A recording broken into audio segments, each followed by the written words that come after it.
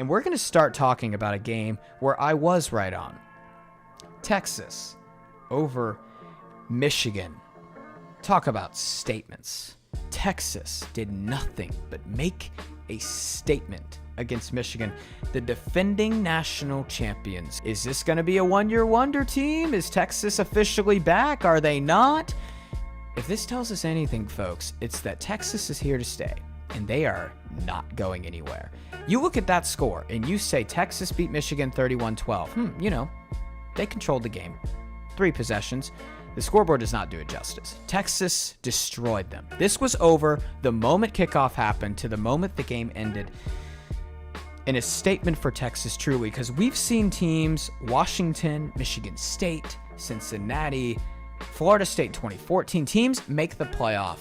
And then we're like, hey, that's great, but what are they after that? Are they just a one-year wonder? Are they here to stay?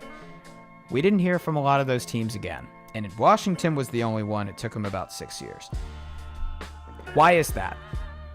Why is Texas here to stay? What is different from this Texas team right now, this culture that Steve Sarkisian has built from the Charlie Strong years, from the Tom Herman years? Because if you're young and just joining the college football scene now, you'll be like, oh, Texas is great. They have an awesome history, man. They consistent program. If you're as old as I am, at least as old as I am, you'll know it was a rough decade for Texas. So what's different? What's different? What does Steve Sarkisian have going? And I'm going to talk about that. One thing really stuck out to me. Who was the unsung hero for Texas? Who was Quinn Ewers' safety blanket? It wasn't a 5-star. It wasn't a lock NFL first-round draft pick. It was Gunnar Helm, a 3-star athlete who has sat on the benches and developed for years and years and years.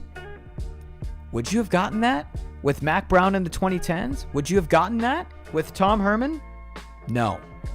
Because sometimes in programs like Georgia, like Ladd McConkey, for example, programs like Alabama, others, you'll see guys, yes, it's completely taken up with 4 and 5 stars, but the culture is so good that you'll see some 3 stars completely get the right development and just play great. Unexpectedly. Gunnar Helm was the unsung hero in this game. Unexpectedly. And Quinn Ewers, man, I want to talk about Quinn Ewers because Quinn Ewers, the way he would just sit in the pocket and kind of maneuver and his accuracy is a constant. It's really CJ Stroudish where he's able to just dance around on the run and hit guys in stride like perfectly. Quinn Ewers is elite, man. He's elite.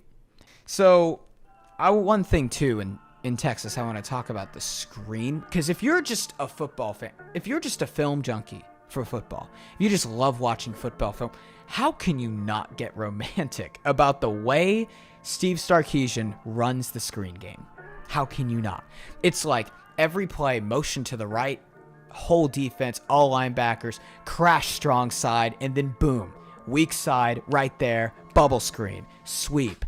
Every time it worked, and Michigan had no answer for it.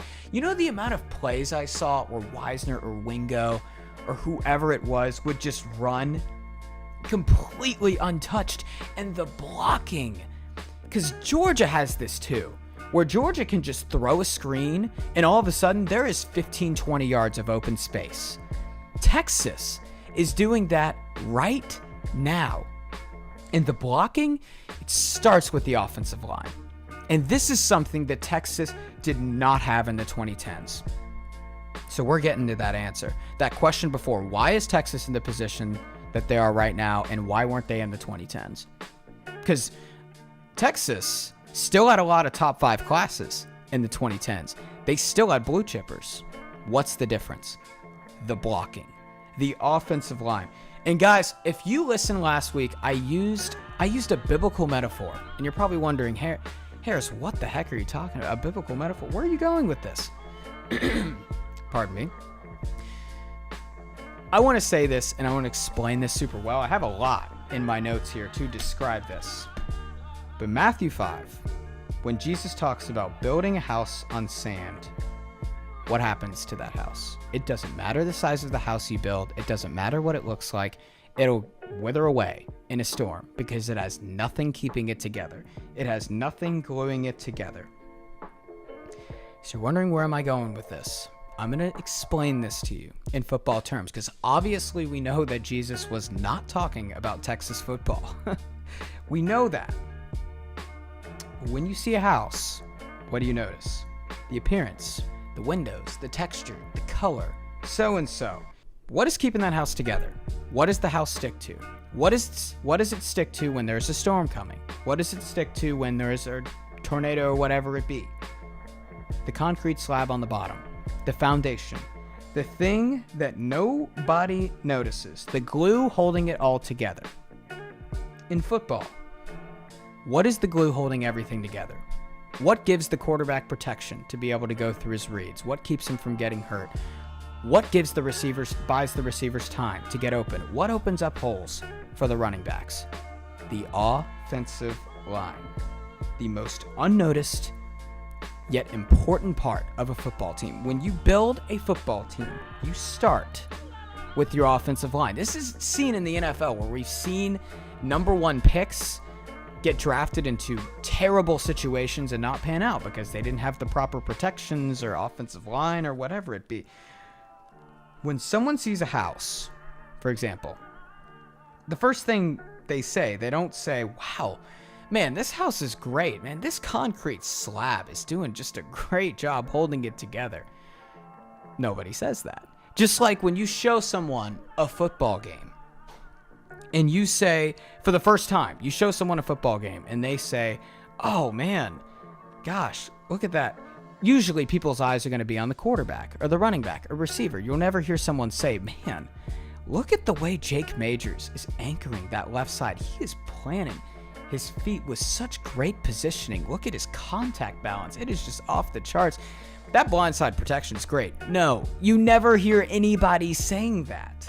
But that is the foundation of your team right there. The offensive line.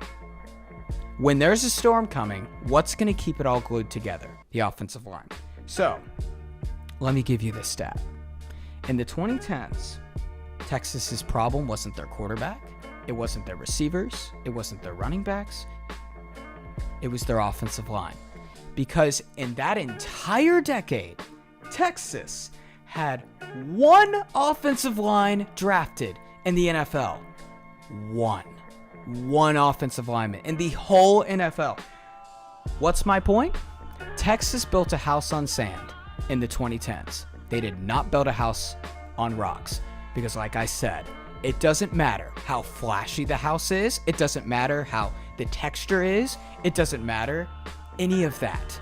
If there is a storm coming, that house is going to get wiped out like that, no matter how expensive it is.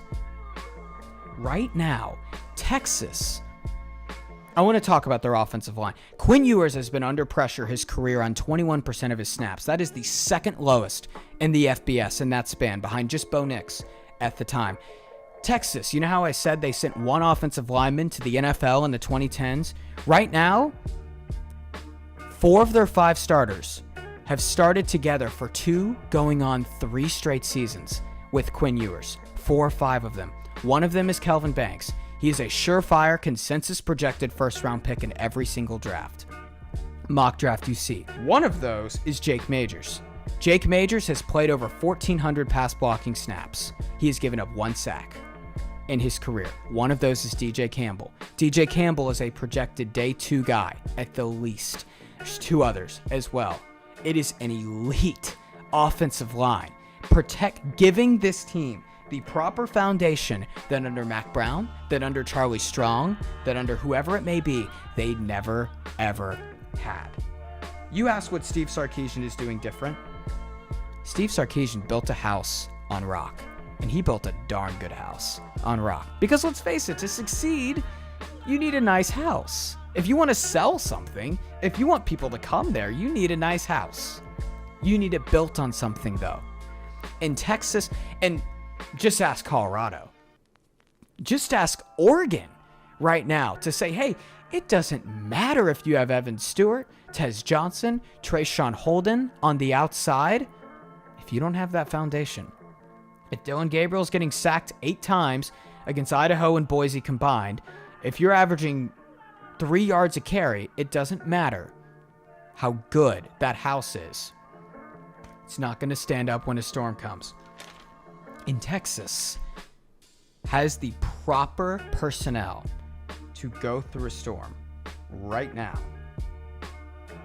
That is what Texas football is right now.